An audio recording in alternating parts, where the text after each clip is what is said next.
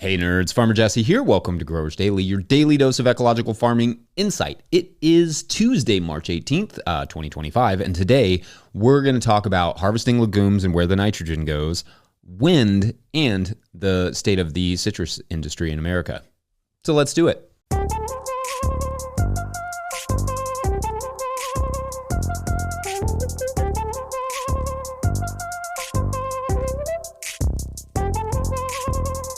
All right, well, happy Tuesday, everyone. So yesterday was a soil blocking day here, getting more lettuce started, some parsley and cilantro, which I meant to do a couple weeks ago, honestly, but got distracted. Nothing super exciting. What is exciting is that spring is kind of in swing here, and by that I mean the temperatures are in swing. We were in t-shirt weather last week, then hoodie weather and raincoats this weekend and yesterday, followed by t-shirt weather in the coming days again, and more hoodies this upcoming weekend. Lots of swing. This is also the time of the most severe weather that we get all year, generally speaking, with high winds, not yet slowed down by all the leaves on the trees that themselves are not yet here. This weekend, when we were getting pummeled by rain, other places were also getting tornadoes and even worse winds. So hoping our farmer friends made it through that spell okay and make it through this spring well. Wind is just such a brutal element on farms. I've probably mentioned this before and will probably mention it a bunch in my lifetime, but I will take rain, lightning, snow, all of it over wind. I mean, I would prefer none of them in excess, but since I don't get that choice, I'd prefer all of them over wind. I think this is because wind isn't a 10 or 20 minute event. Like, it doesn't just happen and go away. Generally, we get a bad wind event and it can last all day long, all weekend, and it slowly pecks away at everything. It casually rips the tarps up, it puts pressure on the high tunnels and greenhouses, it throws stuff around, topples trees, grabs siding off of houses and sheets of metal off of barns. It's just a nuisance. And we've had years where we had multiple windstorms and one that finally crushed a caterpillar tunnel with 70 mile per hour winds. And there was just no getting anything done on those days, including being able to stop stressing. I usually just collapse from exhaustion the next day of just being tense for however long the wind is going. Simultaneously, as is most things in farming, wind is both obnoxious and difficult to deal with, and wildly important, at least ecologically speaking. The giant sequoias of the West Coast, for instance, rely heavily on phosphorus that blows in from the Gobi Desert across the Pacific, while North America and the Amazon are both partially fertilized by wind blowing nutrient-rich dust from the Sahara onto our continents. And I specifically remember a weekend in 2020 where I was at market and could see the dust from the Sahara from a mega dust storm they called Godzilla. The dust from there also helps to trigger blooms of phytoplankton in the ocean that feeds whales and such, but also sequesters carbon. More generally, wind distributes seeds and pollen. Wind can improve photosynthesis, while too much wind may cause poor photosynthesis and increased evapotranspiration, which can dry out plants and soil. But wind itself is also changing, which is fun. For a while, scientists believed we were headed towards a global stilling. With the warming poles, the speed at which wind would be moving was decreasing, but also contradicting that idea, researchers found that wind increased from 2010 to 2020 or something. But also, they are finding a lot of variability in wind speeds over the last 15 plus years, but are predicting more stilling in the future. It's obviously not settled science, but researchers seem to agree that wind patterns are changing somewhat dramatically, which could have a long-term effect on ecology, but also wind power generation, photosynthesis, among other things. Anyway, all that to say, I feel like wind is one of those enigmatic things we are constantly dealing with, but not really thinking about in terms of its effect on ecology and farms. It's something we need. It's also something we can hate because it's obnoxious. So shouts to wind, but also shouts at wind, I guess. I will probably do more talking on wind in the future, especially as we learn more and more about what the heck it's doing globally. Anyway, thoughts on wind? Interesting research you stumbled upon? Let me know. And otherwise, we'll take a quick break. And when we come back, nitrogen and fava beans. BRB. I'm driving in my car, the road is long and full of dust. The landscape changes around me, on and on, I feel immersed. Today's episode of Growers Daily is brought to you by So Right Seeds. So Right Seeds is an heirloom seed company that offers fresh, high-quality, open-pollinated seeds. They have a great selection on their website of over 400 varieties, along with a planter's library with tips for growing. They offer cover crops and bulk packs of seed for sustainable home gardening. The instructions on the back of their packets have all the information you need to get started. Go to So Right Seeds, that's S-O-W, and use my discount code NOTILL for 15% off your order. That's SoRightSeeds.com. Today's episode is also brought to you by Tilth Soil. Tilth Soil is a worker-owned co-op making living soils in Cleveland, Ohio using NOP-compliant food scrap compost. They wrote us, quote, "We're stoked to support growers daily because healthier, tastier, and generally more decent food systems start with growers like all of you, inquiring minds who care about the land." End quote. Love the folks over there at Tilth. If you're looking for top-notch compost or potting mix, drop an email to the folks at Tilth via info@tilthsoil.com. That's info@tilthsoil.com. All right, enjoy the show. If you, the listener, are enjoying this content, getting even a small amount of value from it, consider supporting our work over at patreon.com/no-till-growers. I will try to get to questions from everywhere the questions come in, but I will always get to your Patreon questions. Now, today's Patreon question comes from Patreon member Dan Gorman, who writes, quote, "Hey, Jesse, thanks for these great podcasts. I'm curious about your thoughts on using overwintered fava beans for soil fertility and early spring variety to complement typical spring crops. I'm in Wisconsin, so I'm wondering for colder climates if it could help set up a greenhouse for a follow-on crop of summer vegetables by improving soil nitrogen." End quote. Okay, Dan, great question. So the answer here depends on if you hope to harvest the favas or if you just want to use them as a cover crop. Now, not that you are doing this here, but just speaking in general, one of the things that often gets confused about legumes and specifically nitrogen is that, yes, legumes are wonderful for fixing nitrogen, but if the plants senesce, that is to say, they create finished beans or peas or whatever and finish their life cycle, then they are not leaving much nitrogen behind.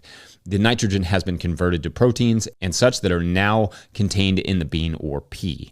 Let's take our Three Sisters conversation from yesterday. People often assume that the beans are sharing their nitrogen, but that is not really the case. Legumes are creating a lot of their own nitrogen, or well, bacteria and tiny symbiosomes, tiny nodules on their roots are creating the nitrogen or fixing it. But anyway, they are fixing a lot of their own nitrogen and thus perhaps not using as much free nitrogen in the soil, but they are not sharing what that nitrogen they fix with other crops, really. They are only sharing it, quote unquote, if they are cut back and die, and then the nitrogen fixed in their little nodules, assuming that the proper rhizobium bacteria are present, slowly gets released back into the soil for other plants to utilize. And in fact, there are examples of indigenous Americans overplanting, planting too many of their beans and then cutting some of them back, which in turn would free up some of the nitrogen for other crops.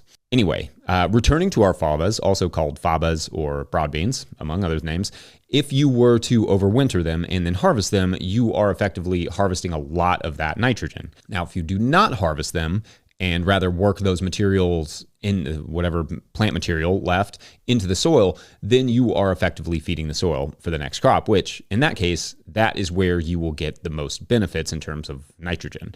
Is there no benefit to growing the bean and then harvesting it? Not necessarily. Not to use too many double negatives there, but not necessarily. There is always a benefit to living plant roots. They gather and feed microbes all winter, pump some carbon into the soil. Favas are also equipped with a strong taproot that can break up compaction. It's not a bad thing. It just isn't going to prep the soil nutritionally for the next crop. And again, specifically in terms of nitrogen. Of course, fava beans are absolutely delicious and could be a great crop to have going into the spring for sure. They are a bit of a pain to prep in the kitchen, but in my opinion, they have some of the best flavors of any legume. Favas could certainly add something fun to a spring CSA mix or perhaps market table. If you were just trying to increase nutrition in the soil for the next year, though, perhaps just a field pea cover crop or something like that grown through December and then allowed to die in January would make a better bet, would be a better bet. I think it's B. And it would likely be cheaper in terms of seed cost.